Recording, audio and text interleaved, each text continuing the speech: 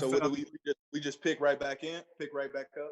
Yeah, we're just probably gonna get rolling here, and I appreciate you taking the time, Coach.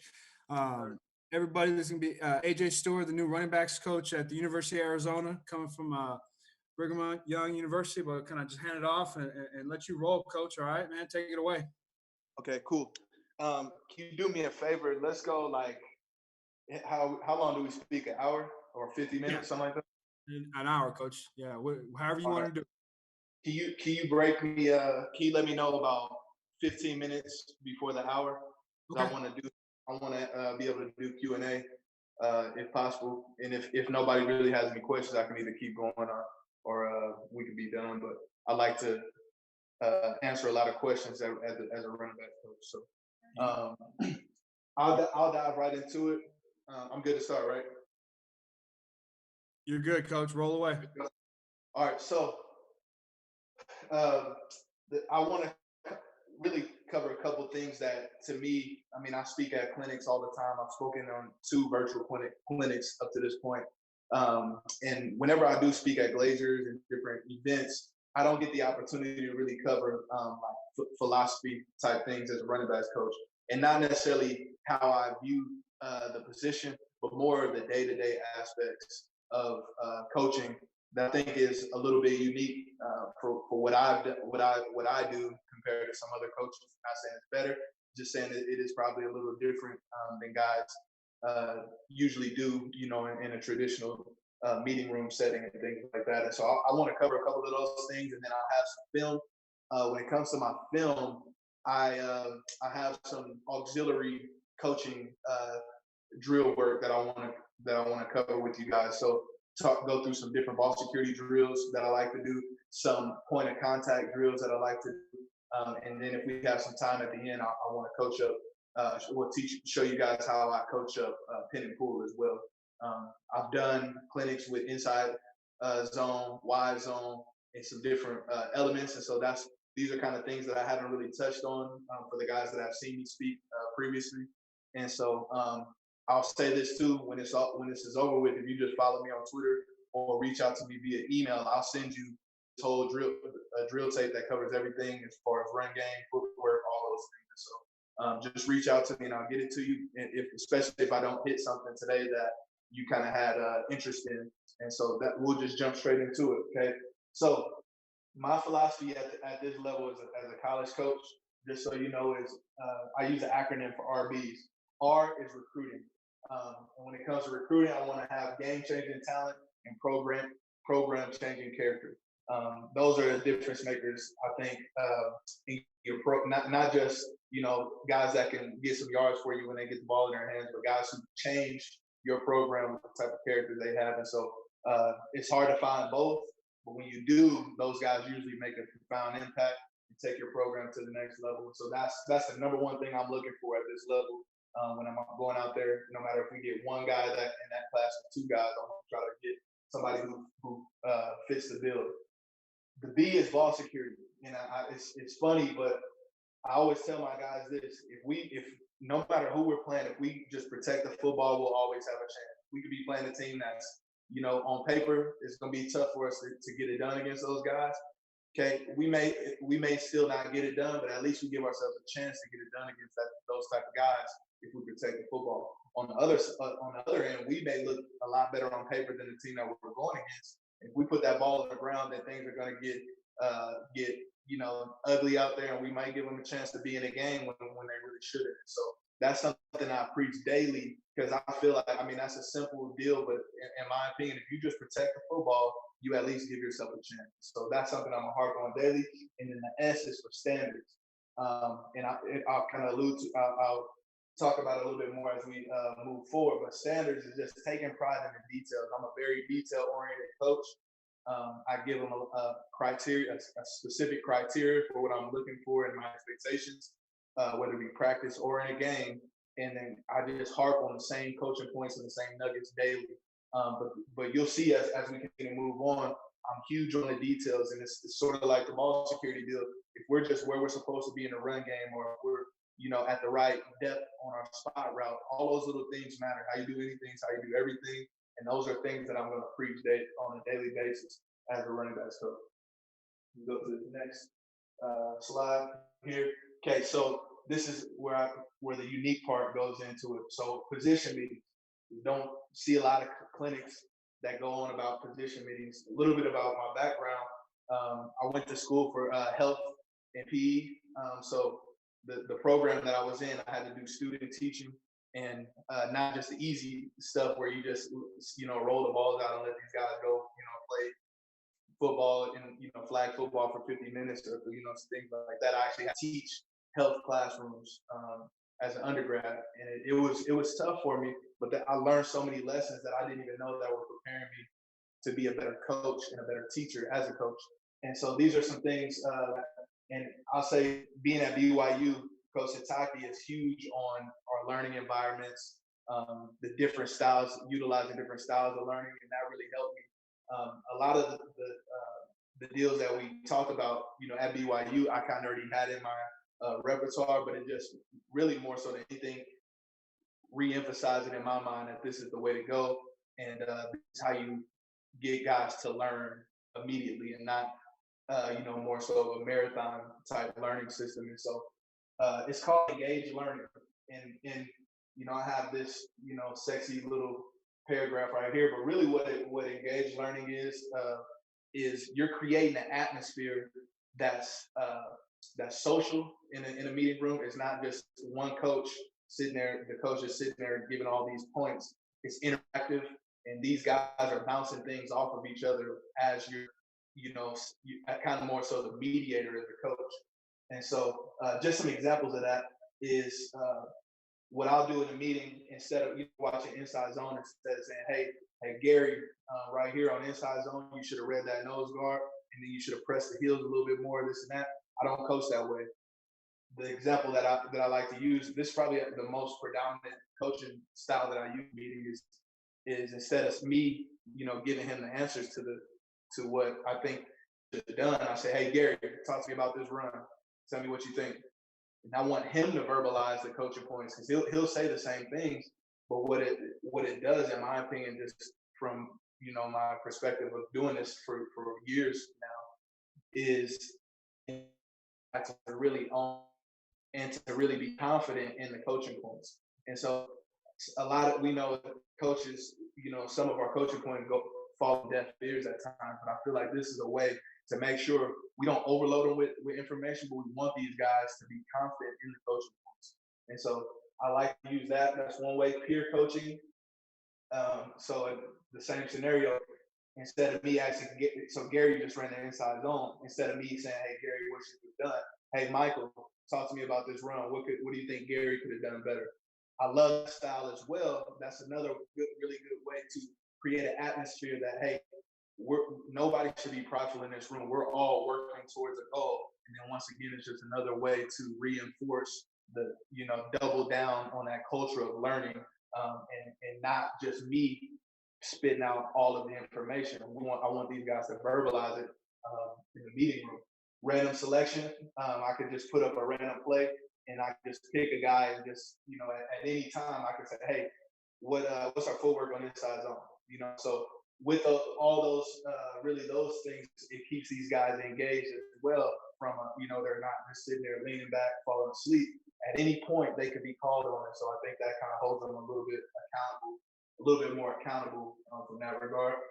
Then this is a unique deal that I've done. I usually only do it with my older guys that I know are going to be a little bit more confident. It's not going to have diminishing effects. But so the same scenario, say, hey Gary, come up here, take the clicker. I want you to teach us Inside Zone right here. So he goes up, and it's the same thing as him sitting down coaching us up, but it empowers him to another level. It takes his learning to another level, because now he's in a coaching seat. And I think that's just a great way to double down on that. The other thing I love from my perspective as a coach is they kind of laugh, but I'll give him the clicker and I'll go sit in his seat and kind of, be in a role of I became Gary and Gary became the coach. And the thing I like about that is because I want to hear the coaching points that he gives. Usually what happens, and this is why I picked the right guys, but you hear exactly the things that you would like, that you would say if you were holding clicker. And so it tells you as a coach, all right, those things are sticky. All right, that coaching point works. That resonates with that guy. Good. Let's keep doing that. There's other times where they may not say the coaching point, and it makes me reflect. And maybe they don't understand that coaching point, or maybe it's too complicated. I need to switch my verbiage or make it a little more appealing to them. So I like that style. I don't do that as much. Probably the one I do the least out of all of these, but it's just another effective thing, and it just keeps an older guy who's kind of mastered a lot of the base. Every coaching points, you're looking for ways to keep that guy engaged and to reinforce that learning. We never stop learning, and so I like that. And then sometimes I'll just give these guys, I'll pair them up like, hey, you two get together, you two get together, you two get together, and I'll say, hey, I want y'all to draw me up an over front, over stack to trade formation. I'll give you 20 seconds, and so they draw it up, real quick. They hold their boards up, and so usually I try to make it pretty simple, but there may be one group that doesn't get it right. And so instead of me going up on a board and saying, hey, this is an overstack, I'm learning what they know. Then also it boosts their confidence for the guys that got it right. But also it's just helping those guys kind of hold them more accountable. Like, all right, he really put it on my court. I don't know my stuff, so I need to make sure I continue to stay focused because I don't know football all the way that I thought I did. So these are all just intricate, simple, really simple ways that they're a little bit unique, like I said, to other coaches. But these are things that I've seen guys, especially at this level, where they just stay engaged in the meetings, and it just doubles down on a culture of learning. I want my guys to always be thirsty for learning. I don't say that to say I overload them with a bunch of coaching points and knowledge. I want them to regurgitate the specific dialogue that we're going to use every single day in our meeting room.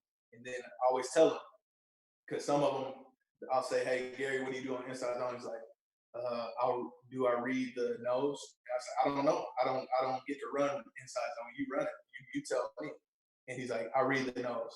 And so I force those guys to verbalize it with confidence. Even if they make a mistake or they don't answer it correctly, I want you to be confident in your answer. You can't be confident in the meeting room with 7 other guys and a coach, then you're not going to be able to do it in that read confidently when we're playing against 100,000, when we go to USC or whatever. And so those are things that I think I've seen that take guys' games to another level instantly and just make them more confident in their assignments.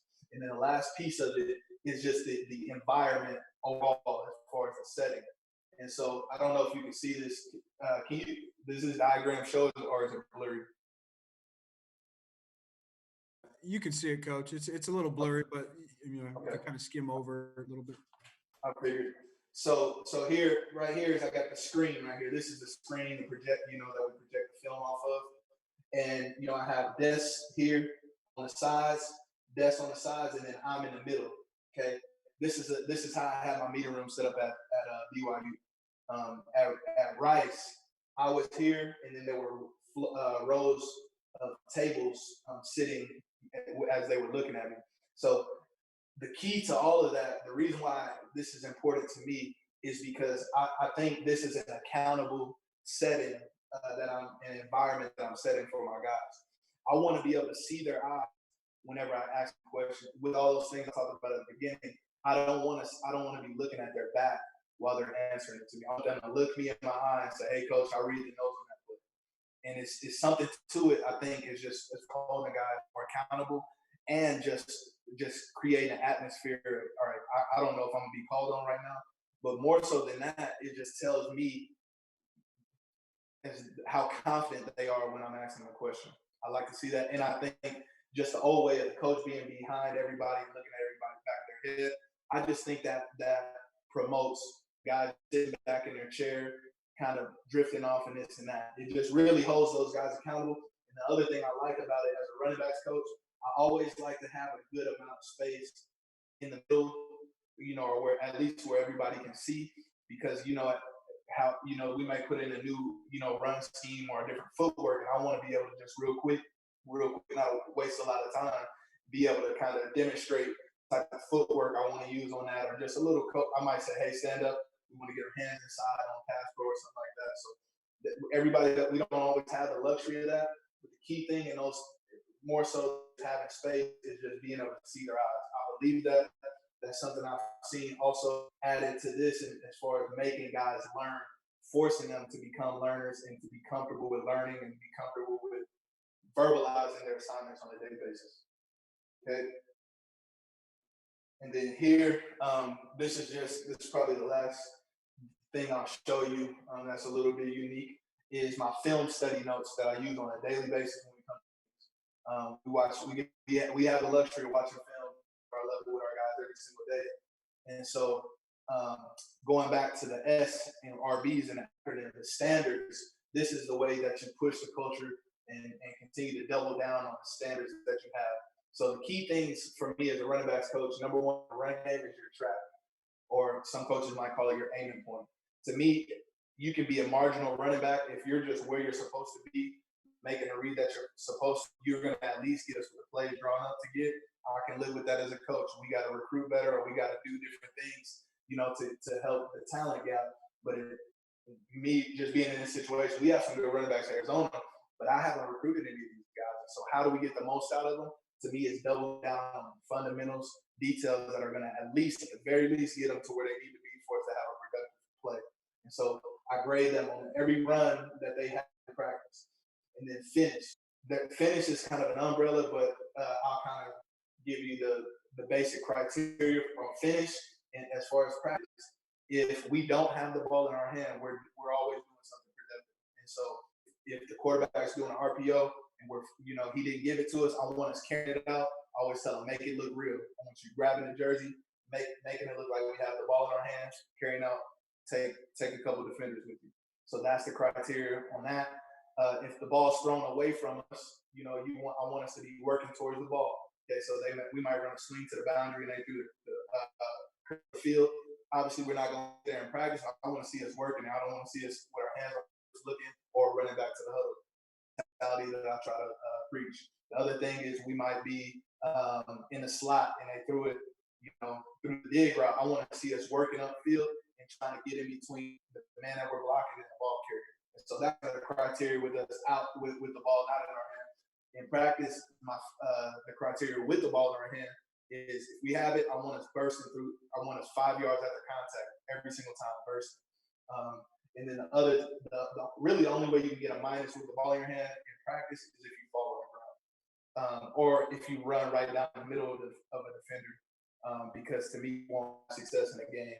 And so I'm pretty stringent on those things. Most of the time, I kind of grade them really harshly in practice, just so that I can double down on the culture that I'm trying to set. We play balls to the wall and we play disciplined football. If we do those things, then we're gonna have a chance no matter what. And obviously, if you put the ball down on the ground, it's gonna be a minus as well. Then on the side right here, we got notes that I'll have for just dependent. Like this first play, we ran a wide zone to the right. He got a minus on the track and a minus on the finish. I said, hey, too tight in your track, you got to get out to the 4 out. So those are just quick little nuggets that could help him. Now in the next play, we ran the inside zone, and he got a plus on the track, plus on the finish. Hey, great job getting your shoulder square and pressing the heels. And so I'm utilizing the opportunity, and I'm not only giving them negative feedback. Sometimes it's positive, and it's a case by case basis. Like Sam, you can be pretty harsh on him. You know what I mean? He's a kid where you can give him as much coaching as you want, and he's not gonna feel, man, coach is attacking him. He'll get mad if you don't give him a no. But other guys, maybe Matt down here, I'm gonna be careful how I verbalize things or the value of verbalization that I'm giving him as far as feedback. Okay, so those are just some ways that I double down on my culture. And then the last part of this is they're always going to have grades, a total accumulation of all their grades throughout practice. Okay, so they're going to have a track grade and a finish grade, and then I'll have a thing that I felt like they took a step forward or just did a great job in practice with, and then something that they need to work to clean up. And so here, the reason why there's a handful of reasons why I really like grading these guys daily. The number one a question a lot of coaches ask me all the time is, how do you handle like your playing time with your running backs? And this is, to me, it's not 100% foolproof, but this is a good tool for those guys to see. I don't just give them their own individual grade. I want them to see everybody's grade. So if I'm Matt Halley, I had a 78% all week, and Stewart had 100% on his tracks. Now when coaches, he's not picking me for, to get in on the run play, when the game's on the line, and same thing, if you have 62 with your finish, you're sloppy all week. You're not hustling to the ball. You're not doing the little things, but then my anti-sign here is at 92%. It kind of is self-explanatory. This guy earned the right by the way he practiced, the consistency of the way he's practiced, not just this week, but accumulation of all of these that they get on a day-to-day basis. And so I think it alleviates, some of those issues that you get at the time. And then I like the positive and the positive reinforcement and negative reinforcement, just so that, because I give these guys this while we're watching film, and then we go out to practice after that. And I think it's just a good tool for these guys to be able to say, all right, hey, coach said I did a good job on my tracks. I mean, keep it up. But he also said I need to focus on covering the ball with two hands in traffic. All right, I'm gonna really focus on that, and I'm gonna get better at that. So that's kind of just some tools that I've used on a day-to-day basis. I have time to do it that I know some coaches, especially at the high school level, may not have. But just the meeting room structure and this resource that I give these guys, man, I've seen it just develop these guys in a quicker manner than it would, if you were doing it some other way where you're not giving them a lot of feedback daily and you're just kind of waiting for these guys to come along. And some guys, it takes them a little more time, but I've seen it accelerate the growth of younger players or underdeveloped players who we needed to play for us right now, because of injuries or whatnot. So that's I'll pull up some film here real quick. Do we do questions in between, or we wait till the end? We're just going to wait to the end, Coach. Like you said, get that last 15 minutes, and then we'll open it up. Okay, cool. All right. Sounds good. So, make sure. All right, cool. So, ball security, let me get my prop. I didn't have a football, so I brought my son's first football. He's 1 year old. So, I'm going to be able to teach ball security with this little, my first football.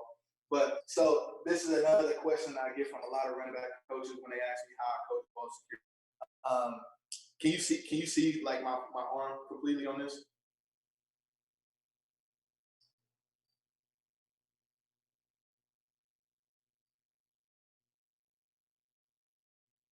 Can you see me?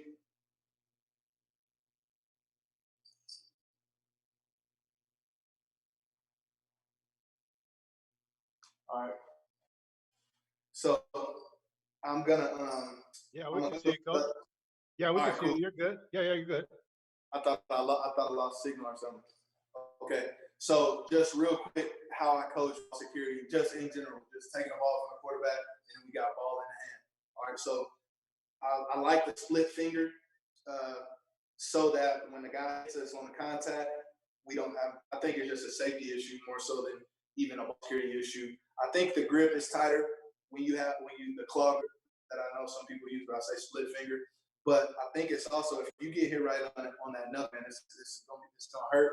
Maybe you put the ball on the ground, but you might end up breaking your finger right there. So I believe in split finger. Same thing everybody else talks about, high and tight. That's 100% across the board. I heard the term scrape your jersey numbers off with the football. Love that. Okay, all that I agree with. It's going to be universal. The coaching point that I think that I emphasize a little bit more outside of that is tucking the elbow. And the reason why is because I see a lot of guys, when you say keep it high and tight, they'll be here, okay? And yeah, if somebody's coming from behind, it's going to be hard for them to punch the ball out, okay? But the thing that I see a lot of players, defensive players do these days is they're doing this punch deal. And so there is space there for, if they were to punch it, the ball can come out. And so that's why I really emphasize tucking the elbow. So I'm running with my elbows tucked.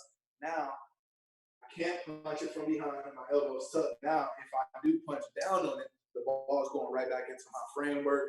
my elbow. It's just they're working right back in. So I just believe in that coaching point. It's tucking the elbow. The other reason I like it is because it's very it's a universal way for me to understand on the field and be able to give them direct feedback as far as if they have the ball tucked tighter. And what I mean is that I'm sitting behind. You can see me in practice, and if I can see football here, that tells me that they don't have a high tight, but that elbow's not tucked. I always tell them that's the criteria when we're watching butt copy in practice in film room, or if we're just all standing behind in practice. If we can see there's something you do to have better ball security on that play. And so those are the two reasons I really believe in that. For one, just the inability for them to punch it out, but for two, it's just easy to reinforce right now without something bad happening or seeing a perfect angle on film to see the flaws in their ball security. I just think it's an easier way for me to kind of diagnose it without them actually putting the ball on the ground to be able to to see that we need to get this cleaned up. And so that's that. Now, as far as drills, let me grab this, get my prop back real quick. Okay, so the other question I get is how do you get your guys to protect the football in traffic? Okay, and I used to I did a study about 3 or 4 years ago on Ezekiel Elliott, and to me, he always gets yards after contact, and he doesn't really put the football on the ground. And the way I used to coach, I used to tell him get two hands over the football, and that's good. They protected the football, but what to me, when you just put two hands over it, promotes getting your eyes down. And so now, the ball ain't go on the ground. You didn't give yourself a chance to maneuver through traffic and get yards after contact. And so that's what made I actually call it the drill that I'm gonna show you, the Zeke drill, because of that. We're really focusing on getting skinny. I'm gonna always tell them at BYU, I said I want you to grab the wrist. Now, I had to put my pride out when I got to Arizona because Coach Taylor Mazzoni, he had a coaching point for it. He said, grab the watch, which I love, grab the watch. That's a great point. I think it resonates. It pops a little bit more. And so I had to put my pride aside and say, you know what, that point is better than we're going to call it watch. And so we're grabbing the watch. Okay, that promotes keeping my eyes up. And then the other thing that I love is that, if I cover it with two, look how wider my surface area is for them to tackle. Okay, it's going to be hard for me to be aerodynamic through tight spaces. The thing that I like about grabbing the wrist is now I'm skinnier. My shoulders are skinny. Now I can pinball off things. I got a chance to, I might not, spin out of there and keep going, but I can fall forward and get a couple extra yards. And so that's what I preach as far as two hands in traffic. And so here's a couple drills that you're going to see that I use to reinforce those coaching points on a day-to-day basis. Okay.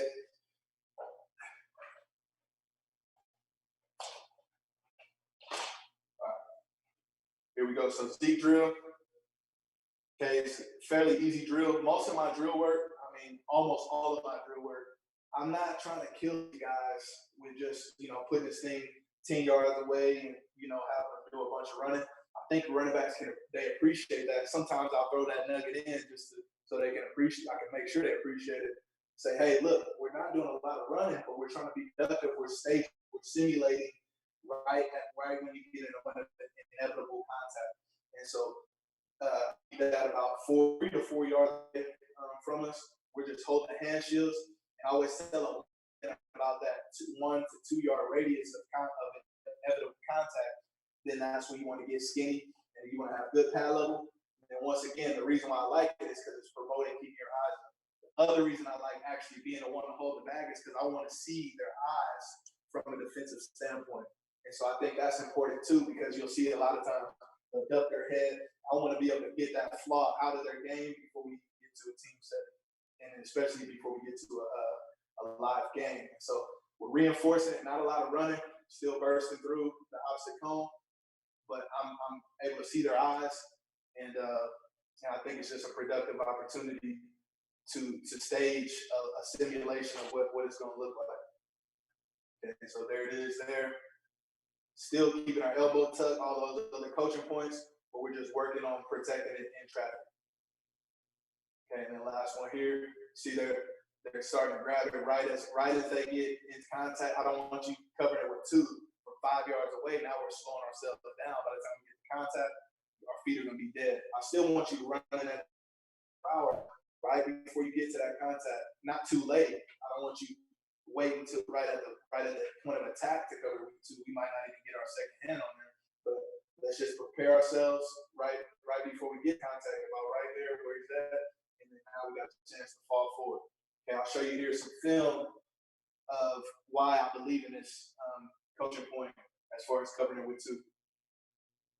Okay, so you'll see here, right there on contact, not too soon, but right there, covering it with 2, and now he's still, getting 2 involved. He's protecting it, and that the reason why I like this is not just protecting the football for our team, but the way he's finishing. He's got 7, 8 yards after contact right there. So I think you're getting the best of both worlds with that coaching point. Okay, here's another one. Okay, right there, losing his balance, covering it with 2. Okay, and then he doesn't spit out the other side, but he's falling forward. He's getting 4 yards after contact. Okay, because his eyes are up. He's got great pad level, and then he's protecting the football. So once again, the best of both worlds on that. Okay, here's another one. He's getting skinny. Okay, and I put this one on here more so to just show how much more aerodynamic are in tight spaces by having your shoulders. Look how tight his shoulders are. You can't see the football. He's tight. He's aerodynamic. He's falling forward. He's getting us 3, 4 yards after contact. Okay, look, we'll watch this one from this angle here. Okay, once again, just getting skinny. Got the ball covered with 2, and his eyes are up the whole time. That's why he's moving a pile right there. His eyes are up. Okay, and so the old way I taught it, he's covering with 2, and his shoulders are going to be this wide, just trying to cover the ball with 2 like that. And so that's why I think it promotes skinny on contact, and it's going to at least give us a chance to fall forward and get yards after contact. Okay, so that is how I preach just in traffic ball security. I know some coaches, I was just talking to a coach the other day that coaches, at some areas of the field we want to cover with 2 like this, and in certain areas we want to do, get skinny like that. I believe that you can have success doing both, but to me, I just want to keep one universal language, and I think because I think you can have success no matter what with just that one way to teach ball security. So I always try to eliminate the coaching points as much as possible for those guys, as long as we can still get away with not having extra coaching points. So that's why I believe in just that way as far as teaching 2 in traffic. Okay, here's a drill that I like to use. So they know the standard as far as tucking the elbow and this and that, as far as just day to day when we have a ball in our hands. This is a drill that not only works and focuses on keeping that elbow tight, but it reinforces good ball security in situations where we're not able to get that second involved. Not necessarily that, that it doesn't call for 2-handed because we're not necessarily traffic, but we got a defender directly on the ball side, so we got to protect the football. And so here's a drill I like to do. Once again, you see it's not too, we're not doing too much running, okay, but I like this drill because it forces them, it teaches them a little bit of balance, but it also forces them to really tuck that ball high and tight whenever you have on ball defender right there. So what they're going to do, they're just going to get here and the ball's in your left hand, you're going to hop off your right foot, give me 2 hops, and then burst at the end. So you'll see just as we go through 2 hops, they're really focusing. We're punching at it right there, just reinforcing, keeping that elbow tucked. We still want to have great yards after the contact. We still want to fall forward, but not at the expense of not protecting the football. And so as you see here too, as it goes through, I like to use these satin ball covers when I do drill work with the running backs. It's really tough, especially when they start sweating, to really keep that thing high and tight and tucked to the body. And so that's something I like to utilize, kind of a tool. I think they're pretty cheap. You could probably make them, I would imagine, but it's just something good to reinforce it and just make it a little more tough for them. So here's the situations where I'm talking about where the ball, it's not necessarily 2 in traffic situation. The on-ball defender. So he does a good job making this guy miss. Okay, I would be okay with him getting 2 on it, but he's kind of off the side of control. We got an on-ball defender there. He does a good job tucking the elbow, keeping it high and tight. And that the drill, once again, is promoting having balance as you're, protecting the football. And so I feel like it paid off, with that exact grip right there, the on-ball defender and him still fighting and getting yards out of contact. Here's another one right here. Okay, so usually here's another coaching point that people ask me, hey, what hand the running back has the ball in? I 100% do care. The reason why he has the ball in the right hand here is because the ball is designed to go to the right. Just so happened to spit out the backside on here. So I'm okay with it. I don't want them changing their traffic, but in the perfect world, let's just say we were running to the left here. I would want the ball on the left so that we can utilize like our inside hand to fend off defenders and also to protect ourselves from direct, inline helmet on the football right there. And so here's a situation where, it just happened where we spit out the backside. He had the ball in the correct hand, for the scenario. But then here, right there, we got an on-ball defender. Not the time to switch the ball. Okay, we got to have it high and tight. We got to rip it, and we still want to get yards out of contact. And he got success on that. Okay, here's another right here. Another example. Okay, so we're here. That guy rips at the ball now. Comes off a block, rips at the ball.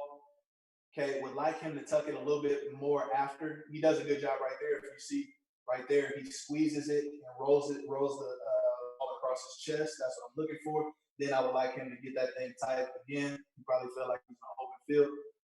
As long as they're in an open field, I don't overcoach it until it becomes a problem, until it becomes something I can see being an issue. And so I try not to overcoach the open field ball security as much, as long as they're in an open area where it's, there's no conflict. And here's another one. Just once again, just on ball. It's not a two-handed traffic situation, but we still got to be conscious of ball security. Here's one right here. That guy comes off the block. We're using our inside hand. Here's another kind of emphasizing why I believe in keeping the ball in the hand that the side we're going to, so that we can use that offhand that's from the direct impact come from the inside, the flow from the inside of the defense. We can rip through that same foot, same shoulder.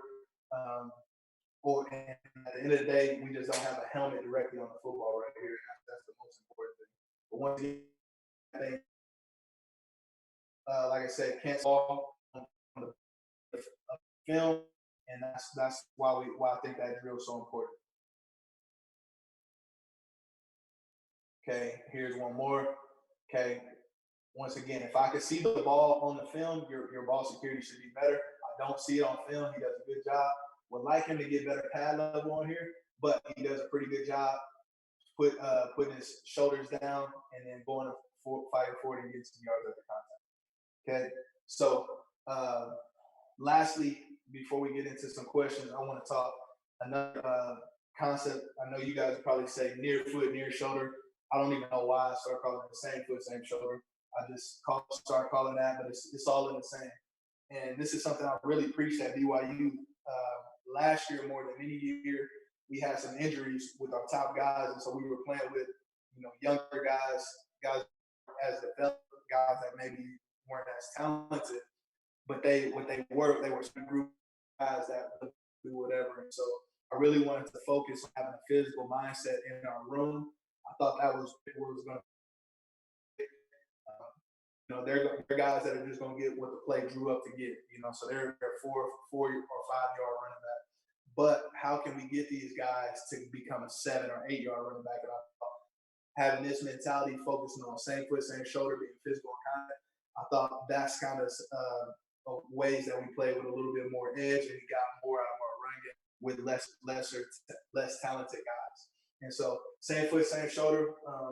We're focusing right here, physicality on contact, most pad level, not running down the middle of a defender. I'll show you what I mean by that here in a second. And just once again, emphasize a physical mindset in the run game. So here's a drill that I like to do where we stage it here, where they're picking it, like they got guys converging on them, we're not just going to try to split this guy every single time, but we're definitely not just going to run right down the middle of somebody. We want to kind of pick a side, let this guy try to, grab our hip or fall on top at the end. But we definitely don't want to make it easy where they're just converging, picking us up and slamming us down. And so we're finding them. Our foot and our shoulder should hit that guy at the same time, okay, to get physical presence, take the power from our heels through him, and have an opportunity to fall forward at the very least, if not get yards at the contact. So you'll see that here.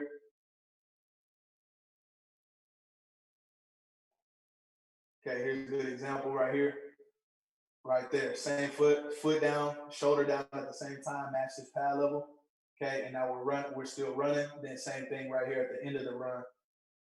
He got there a little too quick, and he was tripped up. But that's what I'm talking about. Okay, never run right down the middle. So you see how he's on the. I always tell you guys to pick a side. I never want you to run directly down the middle. That's the easiest tackle for a defender to make. You got to pick a side, same foot, same shoulder, and expect to break that tackle and get vertical after that. Okay. Here's another one. Okay, right here. We didn't get a lot of yards on the run. It's physical presence. Okay. I love just seeing guys finish the run like that. They got us on this. Not a great play versus defense. We didn't block it well out there. Okay, we still had a physical presence. That was the first down. And those type of things accumulate a game to give us a chance to just have a physical presence and at some point over dominate those guys when they don't want to match that intensity.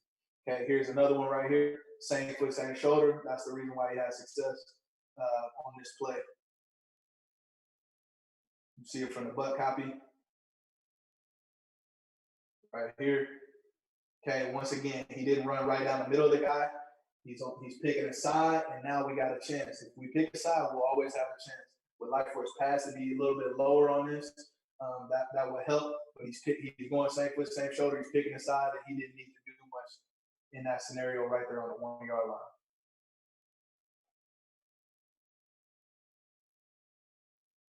Okay, see here how he's finishing this run. That's what I mean by picking a guy and not just allowing both these guys to converge on us. He picks a guy and he's falling forward for two, but once again, that doesn't feel good when that guy falls back and he may be concussed on that. But it's just a physical mindset in the run game that I think that's necessary. This guy's going to probably get drafted, hopefully get drafted. He'll be playing in the NFL next year. But even him playing with that edge, I think it sparks the team for one, and it just sets a tone and a standard. Like, hey, if you're willing to play 4 quarters of football like this, let's do it. Okay, once again, just really focusing on it, just kind of simulate a live situation, picking a side, and just being really physical, putting a foot in the ground. Okay, I'll show this last one right here, maybe a couple more. You'll see this one, how he moved pile at the end. Okay, that's what we're looking for. Okay, the contact's made, and now we're moving a pile, and now we just got 7-8 yards after contact on that play. Okay, let's look at it from the butt copy.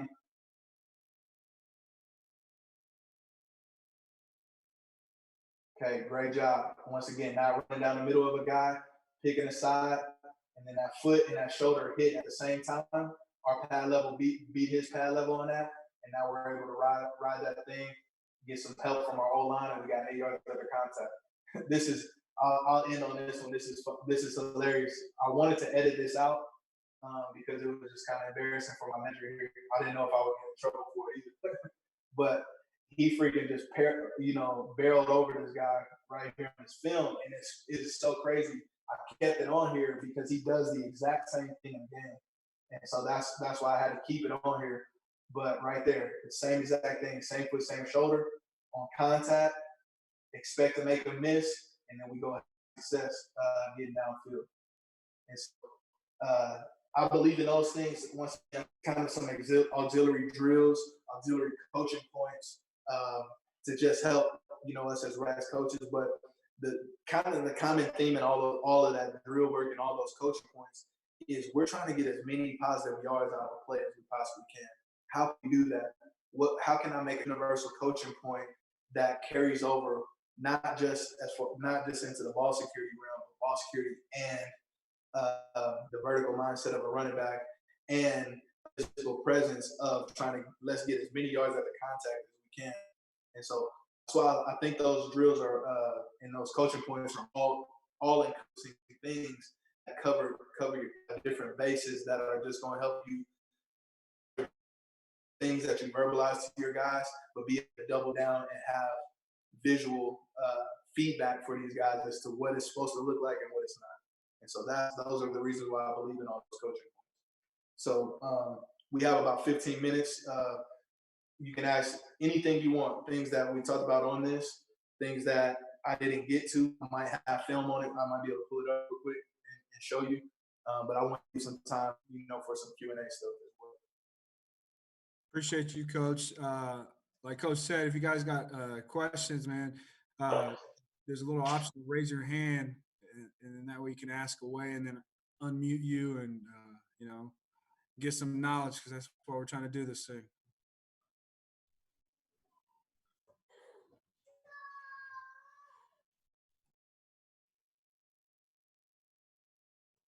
All right, Danny, you're up, brother. I appreciate it. Thanks, Coach. So, Coach Stewart, when you were at BYU, you guys ran a little bit of double wing on the goal line. And I'm a small school coach here in Arizona, and that's something we run basically exclusively.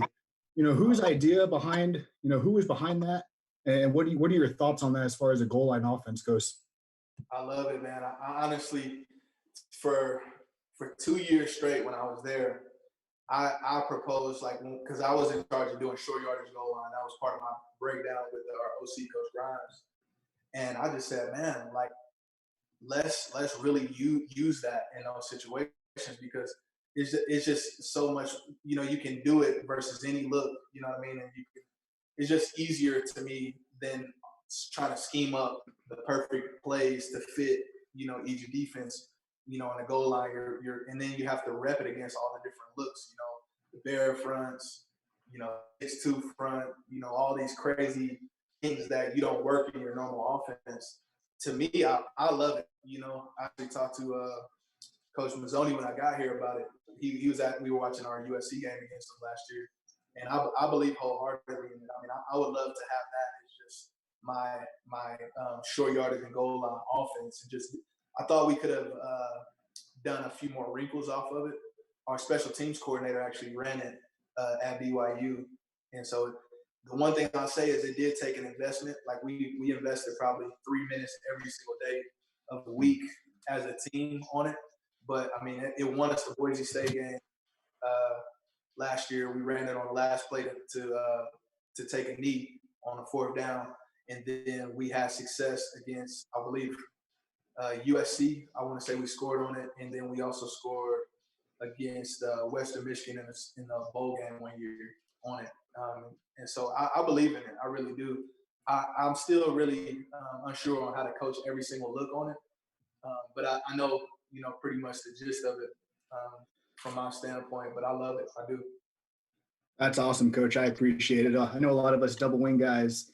We were thrilled to see you guys running in, and you did score against USC with that. And, it's a great offense. I know that obviously we run it in high school, but, I love the fact that you guys had utilized that in short yard situations, because, it definitely has its benefits and not something you see a lot of. So I'm sure DCs were a little confused by you guys throwing that at them. So that's awesome. For sure. Thank you, Coach. Appreciate it.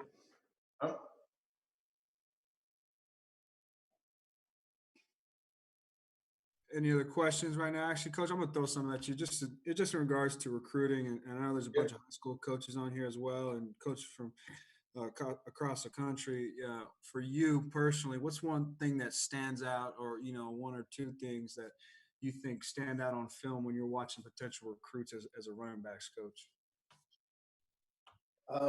For me, I like to I'm not a guy whose size really matters to, but in a general sense, if the smaller you are, the more explosive I want to see you are, that you are on film. Like, I want to see you just tearing it up. You guys miss, burning past the defense, and nobody's even close by the time you get to the end zone.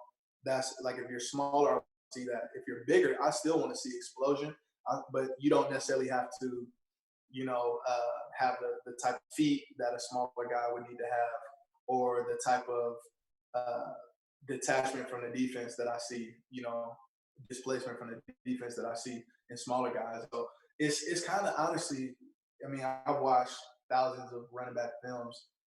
And the good thing about running back is kind of like when you see it, you know it.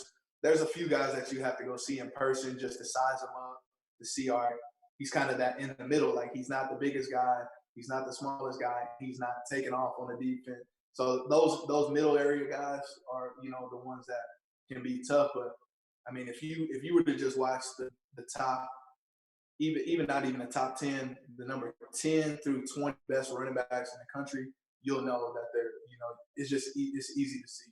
I can't. It's just an eyeball test that running backs have. And then when you get really down to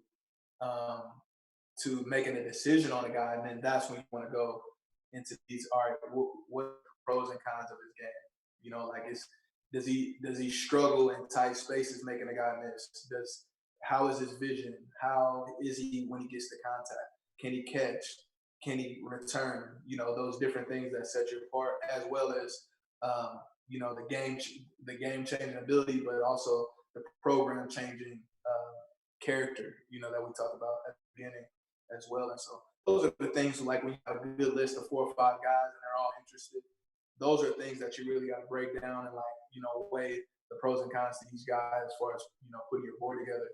But in a general sense, as the running backs, when you're a Power 5 coach, where I am now, it's kind of, you know it when you see it. Now when I was at Rice, it was a little harder because some of it was projection. Like, number 33 on that film that played for me at BYU, I recruited him. He played for me at Rice and grad transferred to BYU to play for me. He was a project, straight project out of high school. The big guy, he's about 6'1", 220 coming out of high school, but he could flat out burn, ran like a 10.8 in high school, at that size, which was incredible.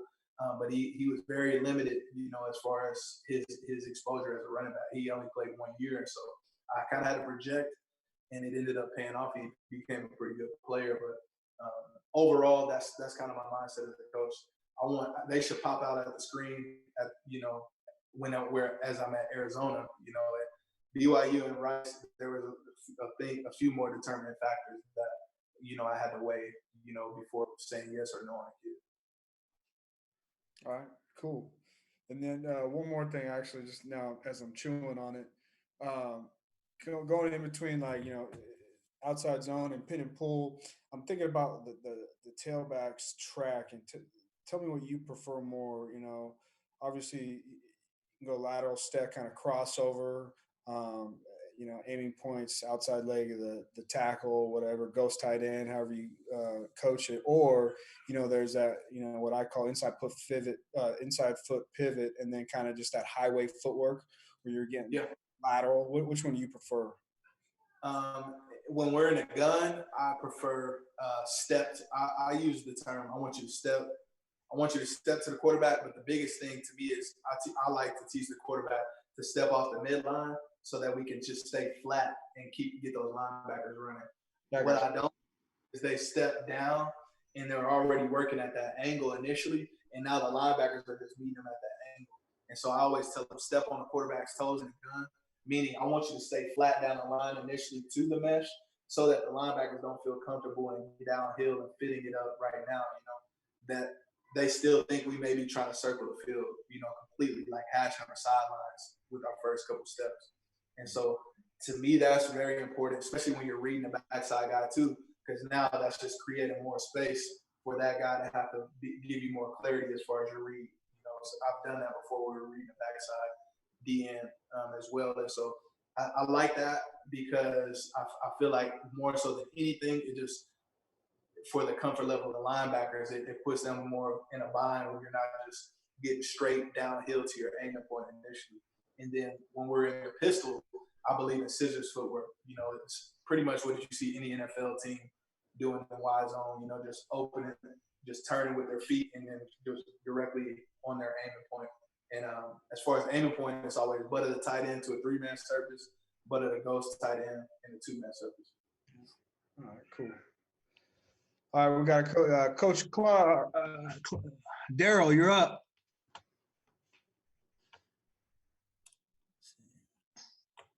Hey, can you hear me, Coach? Yes. Okay, thanks. One of the questions I have is, do you ever, or are you able to coach running backs on how to better their field vision when they're running the ball? To me, that's a hard thing to coach. Very hard, yes. I would say not necessarily their field vision, but getting their eyes where they need to as far as their read in order to make the right play. And so I'm huge on making the primary and secondary read, whatever it may be. Like getting to it, I give them quick coaching points, foolproof coaching that are going to get them directly to where they need to get. And so we really work that a lot. Preach that meeting structure. That's why I like them. That's another reason why I like them to verbalize the coaching points, so that I know that they understand what the read is and all the things that go along with the run play. And then a coaching point that I use a lot that I don't think a lot of coaches use is press the vertical seam. And that's kind of, I always say to running backs, that's a get out of jail free card as a running back. If we're running, let's just say we're running pin and pull, right? That linebacker just comes. We're thinking we're about to get ready to, circle the field. That linebacker comes out of nowhere, steals it right now. We really don't have a lot. It took us kind of off of where we thought the play was going to go. Okay, don't freak out and bounce it and try to circle the field. And now we got to score. Let's look for the first vertical opportunity. And so I always tell them the first vertical seam is basically a clean hole or a clean gap where you see a blocker attached to their, to the defender. We can, scrape off their back in order to get skinny and at the very least get back to the line of scrimmage, if not get more yards. So that's not really teaching them vision, but that's teaching them how to still have production in the run game when chaos happens in football. Awesome. Great. Thank you, Coach. Appreciate it. Yep.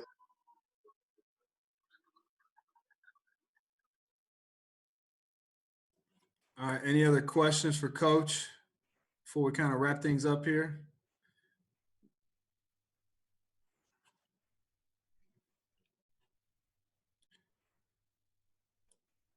All right, Coach. I think we're good. I don't see any more questions coming in. Let me see. Hold on. I think I got one more. All right, Coach, you're up. Coach DG. Mm-hmm. Hello. Yep. Okay. Here, let's get one. Coach Rios.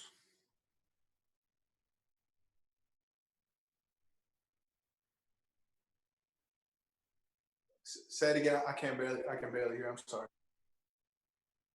Yeah. What'd you say?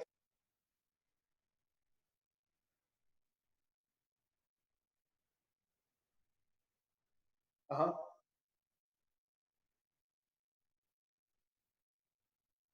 What can you tell me exactly what he said? I can't hear exactly what. I think the aiming point, right? You talking about the aiming point, Coach Rios? Okay, cool. Yeah. So when we're running tight zone here, I'll just pull up a quick clip so it'll be easier for me to teach that one.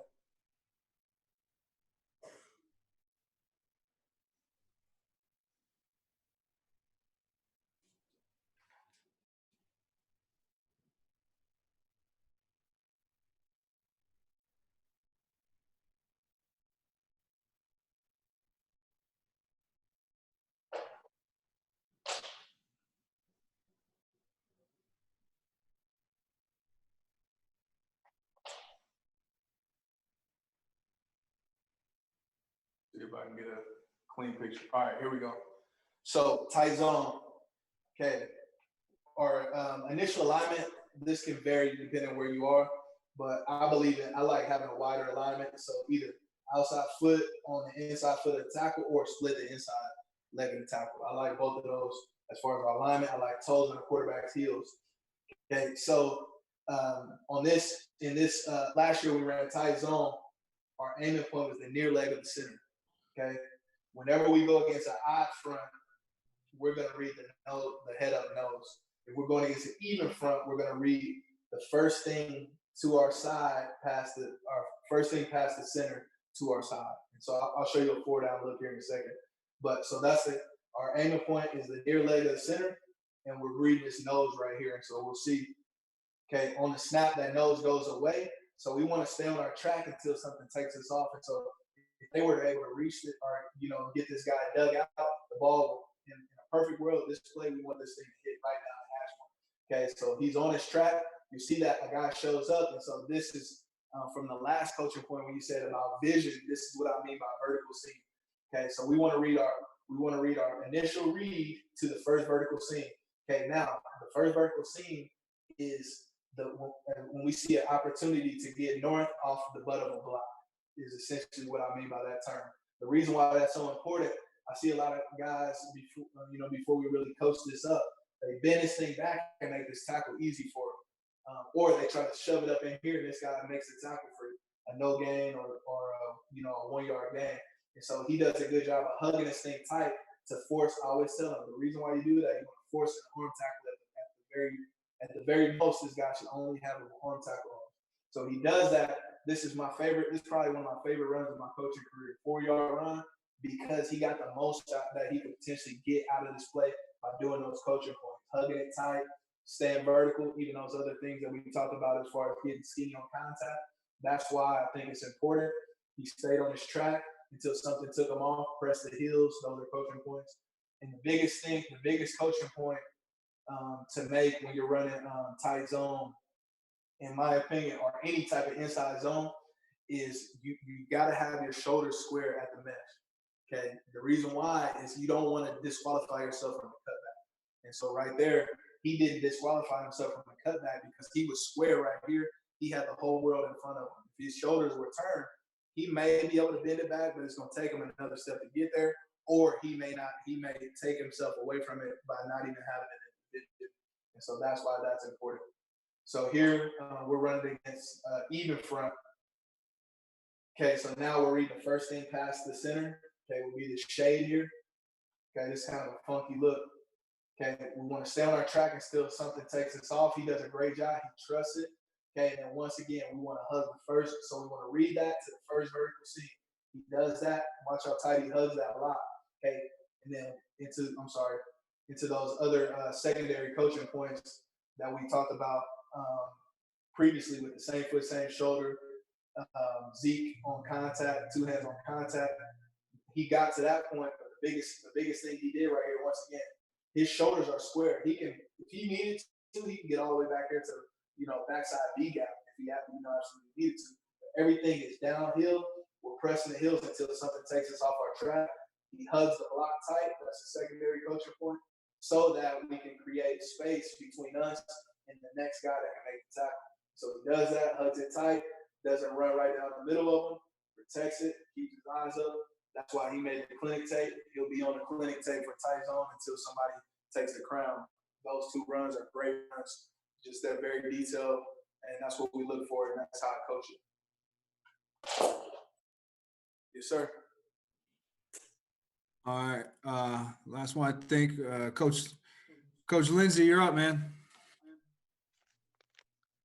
Hey, Coach, what's up? Hey, how you doing? What's your take on cutting and pass protection, and what's your teaching point? Good. So cutting and pass protection overall, the only time I like my guys to cut is only on quick game. That's it. That's the only time I want you to ever cut.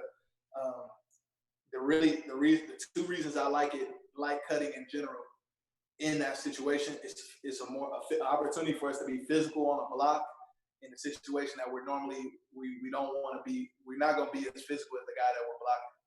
Most of the time we're cutting a DN or a linebacker in a quick game protection. And so we're not going to be as physical if we're standing up as a running back. They're going to win the battle 9 times out of 10 as far as the tough man battle, so to speak. And so this opportunity for us to have a physical presence in the game, in the blocking game, but also gives us a chance to keep their hands down out of the passing lanes. And really the most important aspect of it is, we want to throw a slant, to that guy that's coming off the edge. I want to get his hands down at the very least, but I also want to get that guy on the ground. This opportunity for us to, put somebody on the ground as a running back, and I like that. I don't like it against drop back pass or with drop back pass, because I feel like, especially versus an A gap, that's where I see it the most. Like guys, they think that's the best way to block an A gap defender.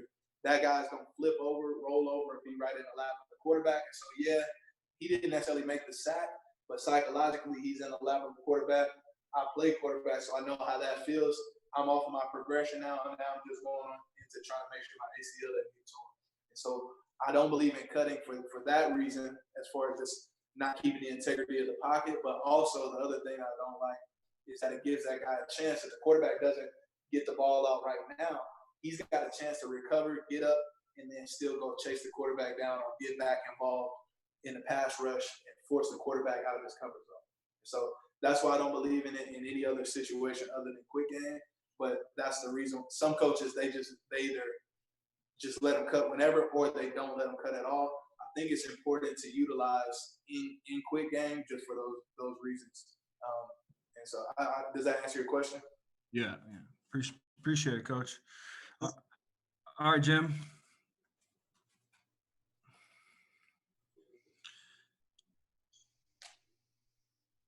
All right, guys. Hey, this is Coach Camarillo with MFCN. Coach Stewart, thank you very much. I appreciate you. A lot of good stuff there. I know a lot of guys got a lot of good stuff out of it. I also want to thank Coach Sumlin, for allowing half his staff to come on here and spend most of their day with us. And it's an investment in high school football and an investment in Arizona football, and gotta love that. So really appreciate Coach Sumlin and his staff for helping us put this together. And also Coach Ball up at NAU, having Coach Pflugrad join us. He had a lot of good things for us, and it just really speaks volumes of coaches at another level, above high school football, wanting to come down and spend their time and talk some ball with us, guys like us, and pick up some things from other coaches. To remind everybody, we've had a number of clinics this week. We've had well over 300 sign-ins of coaches signing in this week for these clinics. So, what we're trying to do, connecting guys and talking ball, is, it's working. So hats off to you guys. I'm proud of you guys for investing your time. I know there's probably guys that spent hours here today, which is really, really cool. We have these clinics throughout the month of April, every Tuesday and every Thursday. We go at 7:30 in the morning, take a break during the day, and then we come back at 4:30 in the afternoon. We've got speakers from all over the country lined up. We've got, I think, another 26 guys or something that's coming on over the next couple of weeks. So stay tuned. I'm going to send out the Zoom link about 24 hours before the meetings, right? So you'll have a chance to plan your day and register and all that kind of good stuff. I think it's working really well. I'm really happy everybody's enjoyed these things. And again, thanks, Coach Stewart. I appreciate you. And you guys have a great weekend. Enjoy yourselves. Take care of each other. Stay safe, and use this time wisely. All right. I appreciate everybody. We'll talk soon. See you next week. Thank you. Thanks for having me. You got it.